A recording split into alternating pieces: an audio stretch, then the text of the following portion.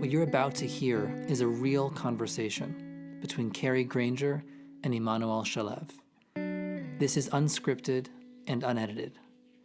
It's two individuals talking about the protests that have gripped our nation, the pain and confusion that so many are feeling, and the desire to make sense of it all.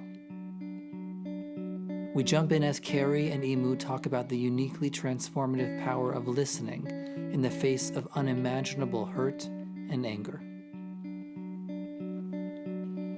What would it look like for a leader, instead of solving, right, looking to just solve, or even just solve this narrow issue, what would it look like for them not to go to action quite yet, but actually just to listen, right? It reminds me of your own arc of listening, which is before you go to, listen for solutions, you just listen for understanding. And you just asked, has anyone done that sort of listening? And what came to my mind, and again, from my little knowledge of what's going on in the news right now, I've been seeing a lot of stories and pictures of officers, instead of meeting the protesters or, standing and waiting for them to do something bad, when they meet the protesters, they kneel, right? They kneel or they join or they talk, right? And those are the most moving, like, I get the chills just seeing those pictures, because that sort of feels like addressing that need to be understood. Well, yeah, and what kind of powerful image would it be? Even I imagine, like, police officers and protesters holding hands and just standing in solidarity that we care about justice and a system that works. Because it's not justice or enforcement. Right? But somehow, when they get into polls, when they get into a polarity where it's either or, right, then the conflict happens, because we're not at, you're almost having two different conversations. One is we want justice. The other is, we want to maintain order. They're two different things. But I think equally impactful, is actually displaying anger about the same thing. Like I recall General Silveria, when a racial incident happened at the U.S. Air Force Academy Prep School, he got in front of all the cadets and he had a deliberate display of anger, right? Like angry that could happen in their institution. So he didn't try to control it. He didn't try to fix it. He came out and said, I'm angry. And here's this, Caucasian military commander that became a symbol of diversity, right? But what if the leader said, you know what, I'm angry too. And it's not okay by me that this happens. I'm angry. Is that a kind of like a mirroring of listening? Is that sort of like I'm not just listening? Well, why wouldn't they be angry? Why Yeah. wouldn't they be angry if it were authentic? Right. What right do you have to lead a city or a state or a nation and put yourself out there like you represent all people, but don't have an issue when there's a clear discrimination and a bias in your system, right? Like, right. How would that, to me, that'd make me angry. And maybe I was blind to it, maybe I was complacent. Okay. Well, that'd be worth noting too. In this next segment, Kari and Imu speak to the risk of us missing the moment yet again and allowing for business as usual once the dust settles on this latest chapter of racial divide in our country. I believe this is so important to our evolution as a society that people are willing to put their lives at risk for it. And if we miss what's happening by labeling it in an unproductive way, like labeling it as counterproductive, overly aggressive. Yeah. How do we minimize what's happening with a label? You know, so that's where, you know, that's where we're going to miss.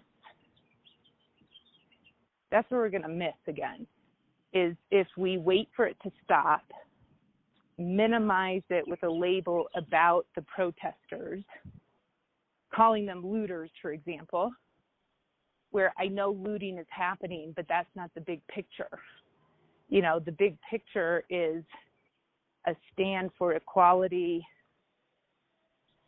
justice, freedom, and if we don't treat it with the kind of, in a way, sacredness of the moment or understanding of the historic moment, we're going to miss again. One of the reasons why I think I feel resignation, I don't feel inspired, actually, not until speaking to Kari. But I just feel like ducking my head away from the coverage and not looking is because I feel like we were at this moment so many times over the past few years. And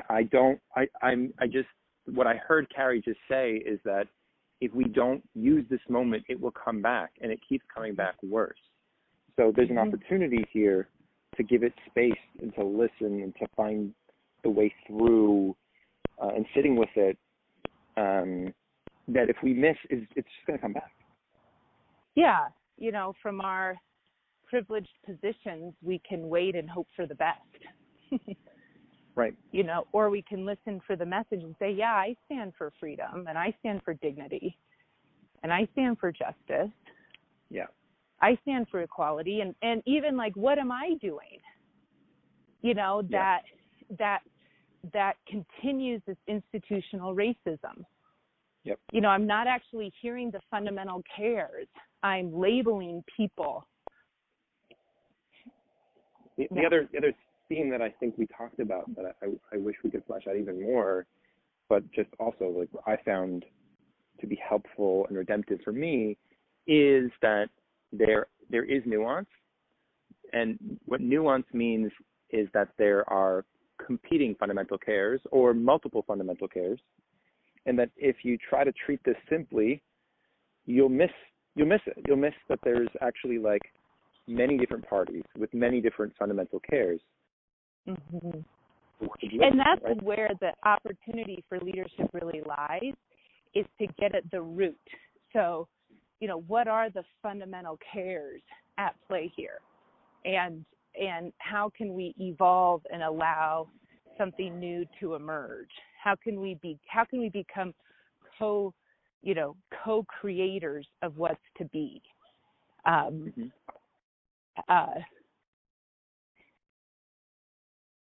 You know, I work in service of a number of academic institutions and in medical academic institutions, and the embedded racism is so deep in medicine. You know, we don't even see it, right? And it's so minor. I mean, let's look away from the protest right now about killing our Black citizens, and the bias that happens there. It's to even, you know, restrooms. Look, when I go into a women's restroom, I always have hair products. You know, who don't have hair products are my Black colleagues. What's that about? You go into it, you know what I mean? You go into, I mean, it's everywhere that we don't see. And if we think this is about, one instance, there's so many layers that we haven't opened our eyes to, and this is an opportunity for us to really learn. At this point, Kari and Imu talk about what it means for us as a nation and as individuals to take responsibility for our past, even if that's a past that started long before we were born and is a past that we seemingly have very little to do with.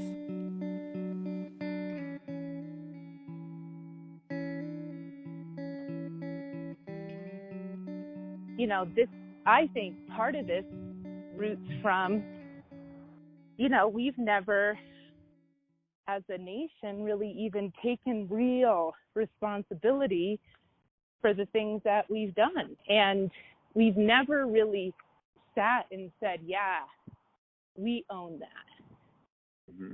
We own the atrocities that we've committed. We own that. And we are not going to justify ourselves. Yeah. And we're going to be responsible for, go ahead. Mm-hmm. I think what you're saying is very powerful. Just speaking from my background and my experience as an American Jew, I remember, it's interesting.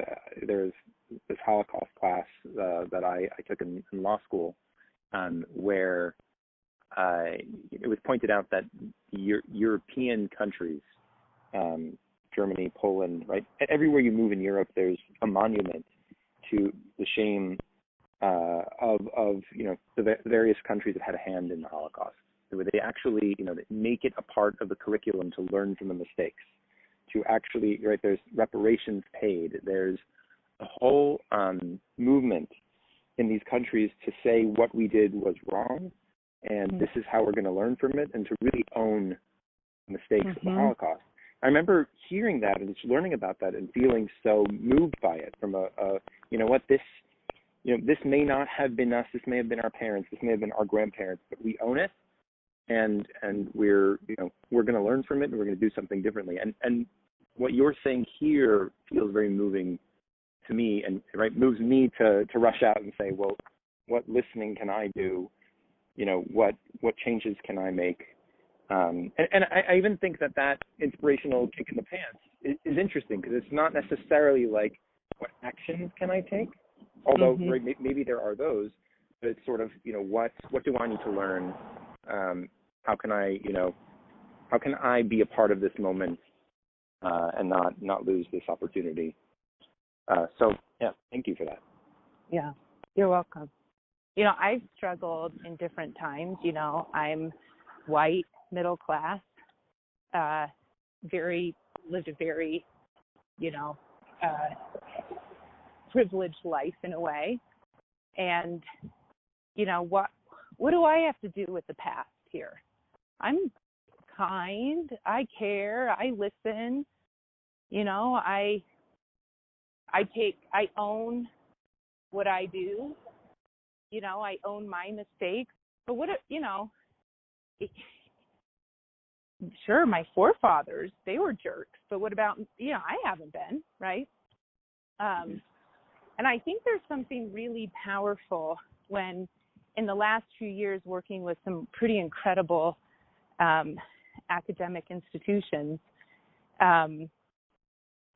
where, learning about the institutional racism that I do participate in through my own ignorance and the lack of responsibility for that which I'm a part of. And I also think there's something really powerful with owning your heritage and where you come from, like all of it, the good, the bad, and the ugly, the whole thing. We're shaped before we're born,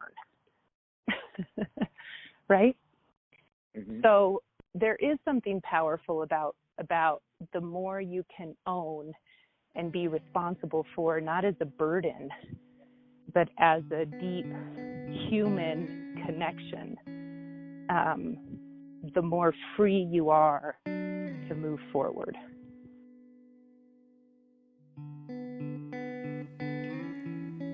In this last piece, Kari and Imu speak to the potential for this moment to be a pivotal moment in our history, and how we can make sure that it doesn't slip from our grasp. This could be a historic moment, or it could just be a tragedy. Yep. Right? So, it's kind of like, how are you going to hold it? Where are you going to put your energy behind? Look inside yourself. What do you stand for? It's an opportunity for an authentic reflection. Who are you at this time in humanity? And what do you stand for? And what are you going to post on Facebook? How are you going to reply when somebody says something derogatory about either one? This is an opportunity to make movement. Yeah, I think, no one's going to regret the work of authentically showing up. Yeah. That's not something that everyone's like, that was a waste of time. So I think no matter how this ends, and history doesn't work that way. You don't get to choose how to show up after history has happened. You kind of, have to show up in the present. So, look, I'll say, speaking personally, I sincerely appreciate this conversation, because I was quite confused heading into this conversation. Not confused about, standing up for injustice, but just a lot of the feelings of resignation and what's going to change. And I'm always moved by your work on listening, because it's like, hey, you can't even listen for the actions yet. You got to just listen at the beginning. Just get to the part of understanding. And because I also do feel like there's just so many different fundamental cares swimming around, and there is good work to do in sitting in that and reflecting. I like what you said, sitting, be with the moment, be with what's happening,